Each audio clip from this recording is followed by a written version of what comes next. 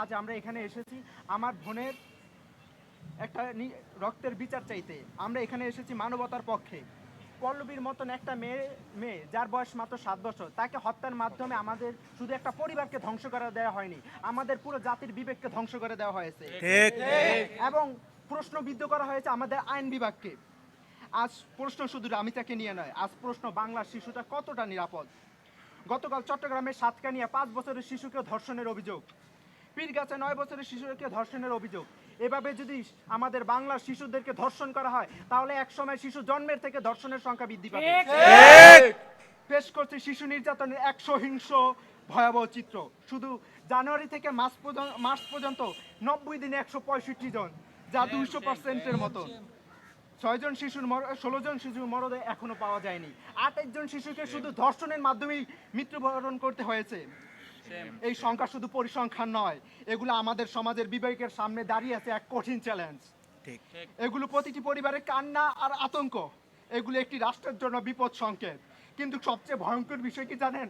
এই সমস্ত কঠিন বাস্তবতার মাঝেও কিছু হলুদ সাংবাদিকেরা আমাদের এমন দ্বিচারিত আচরণ করতেছে আমাদের সামনে।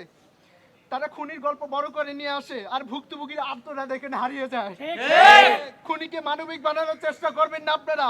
একটা শিশু রক্তের চাই কখনো খুনির গল্প বড় হবে না। বন্ধুরা, আজ আমরা রাষ্ট্রকে প্রশ্ন করতে চাই, মাননীয় স্বরাষ্ট্রমন্ত্রীর প্রতি সম্মান রেখে বলতে চাই, আপনাকে শুধু আমরা আইনের প্রফেসর হিসেবে দেখতে চাই না, আমরা আপনাকে দেখে চাই আমাদের একজন কণ্ঠস্বর হিসেবে। প্রত্যেকটা অঙ্গে যেখানে আর একটা বোনেরকে ধর্ষণের শিকার হতে হবে না।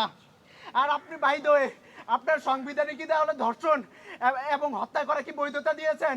যদি বৈধতা দেন ওই অনুচ্ছেদ থেকে আমরা জানতে চাই, পরবর্তী এজেন্ডা বাস্তবায়ন করব। তার জন্য যদি আপনার পদত্যাগ দাবি করতে, আমরা পদত্যাগ করব। রাষ্ট্রের প্রধান দায়িত্ব নাগরিকের নিরাপত্তা নিশ্চিত করা। আর শুধু একটা শিশুর নিরাপদ নয়, সকল নাগরিকের অধিকার নিশ্চিত চাই।